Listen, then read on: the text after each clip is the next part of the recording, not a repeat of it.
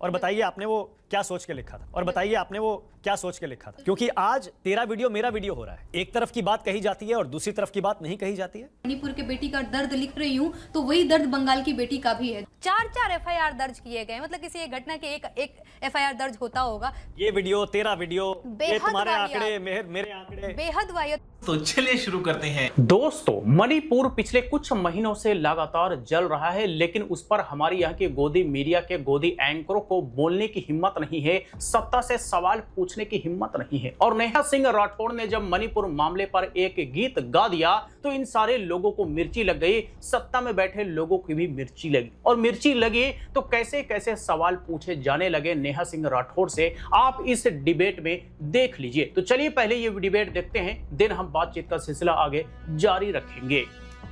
स्वागत है नेहा। कोई बहुत अच्छा टॉपिक नहीं है, लेकिन आपने इसी मुद्दे पर एक गाना बनाया। जब वीडियो गेम लोग खेल रहे हैं तो हमने सोचा हम भी एक गाने के जरिए कम से कम अपने दर्शकों को, समाज को, सरकार को कुछ संदेश देना चाहते हैं। और बताइए आपने वो क्या सोच के लिखा? मैं खुद को एक लोक गायिका कहती हूँ और एक लोक गायिका होने की हैसियत से मैं ये समझती हूँ, क्योंकि मैंने जब वो वीडियो देखा तो बिल्कुल 1-2 सेकंड के बाद मुझे लगा कि ये क्या है, ये क्या है। तो मैं ज़्यादातर अपने मन की बात लोकगीत के माध्यम से रखती हूँ। तो मैंने जो वो नंगी परेड निकाली गई है मणिपुर में महिलाओं की, तो उनके मैंने दर्द को समझा और कुछ लिखने की कोशिश की है। काबा की वजह से आप काफ़ी पॉपुलर हुई और आप पर यह आरोप भी लगता है, क्योंकि आज तेरा वीडियो मेरा वीडियो हो रहा है। आपको लगता है कि एक तरफ की बात कही जाती है और दूसरी तरफ की बात नहीं कही जाती है? मुझे लगता है दर्द का किसी राज्य से लेना देना नहीं। अगर मैं मणिपुर के बेटी का दर्द लिख रही हूँ तो वही दर्द बंगाल की बेटी का भी है। दूसरी चीज़, हाँ, मेरे ऊपर आरोप लगता है कि भाई अभी एमपी में काबा लिखा, तुमने राजस्थान में काबा क्यों नहीं लिखा?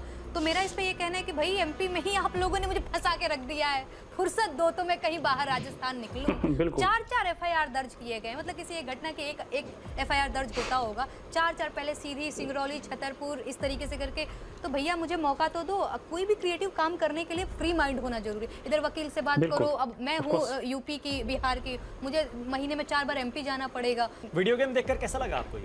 ये वीडियो तेरा वीडियो, ये तुम्हारे आंकड़े मेरे आंकड़े, बेहद वाहियात। और मुझे लगता है कि कम से कम इस मुद्दे पे तो ये डर्टी पॉलिटिक्स नहीं होना चाहिए। ठीक है, पॉलिटिक्स हर आदमी कर रहा है, पक्ष विपक्ष, बहुत अच्छी बात है, आप करो, यही आप करने के लिए गए हो। पर बात ये है कि ये जो मुद्दा है ना, मुझे लगता है कि वो जो भी राजनीतिक अपना मतभेद है उसको साइड रख करके। बिल्कुल जी हाँ दोस्तों, तो यहाँ पर आपने देखा नेहा सिंह राठौड़ को, जो गोदी एंकर के कई सारे सवालों का जवाब दे रही है कि भाई मणिपुर में वीडियो गेम चल रहा है, तेरा वीडियो मेरा वीडियो वगैरह वगैरह।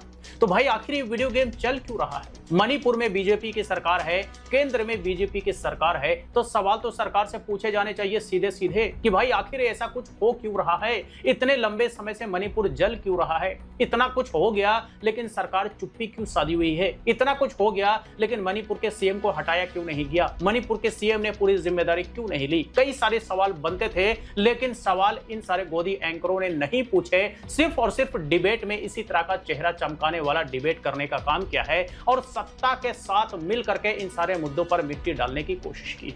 लेकिन नेहा सिंह राठौड़ तो हमेशा की तरह यहां पर भी सारी पोल पट्टी खोल करके रख दी कि भाई हम एक लोक गायक हैं और हम तो सवाल पूछेंगे, हम अपने मन मुताबिक गीत लिखेंगे और जो मुद्दे होंगे हम तो गीत गाएंगे ही गाएंगे, हम तो गीत लिखेंगे ही लिखेंगे। लेकिन जिसे वोट अबाउटरी करना है वो इस पर भी वोट अबाउटरी कर रहा है कि भाई आपने मणिपुर में लिख दिया, राजस्थान में क्यों नहीं लिखा, बंगाल में क्यों नहीं लिखा? मतलब ऐसे ऐसे मूर्ख लोग पत्रकार बन चुके हैं जिसकी हद नहीं। बताइए कि भाई ये वोट अबाउटरी करने का क्या मतलब है कि वहां क्यों नहीं लिखा? नेहा सिंह राठौड़ एक अकेली अगर इतना भी लिख पा रही हैं, अगर एक ही सवाल पूछ रही हैं, तो क्या इतनी हिम्मत कम किया इन्होंने? लेकिन जिसका काम सवाल पूछने का था वो तो चाटुकार बने बैठे हैं। हम तो सीधा सीधा गोदी मीडिया और गोदी मीडिया की इन एंकरों से ही पूछना चाहेंगे कि भाई ये काम तो मीडिया का था कि सवाल सत्ता से पूछा जाए, सवाल मणिपुर की सरकार से पूछा जाए, मणिपुर में जिस पार्टी की सरकार है उससे सवाल पूछा जाए, लेकिन उससे सवाल नहीं पूछा गया। सारे सवाल विपक्ष के नेताओं से ही होंगे, सारे सवाल पूछने वालों से ही होंगे, लेकिन सत्ता से ये लोग कभी भी सवाल नहीं पूछेंगे। इसलिए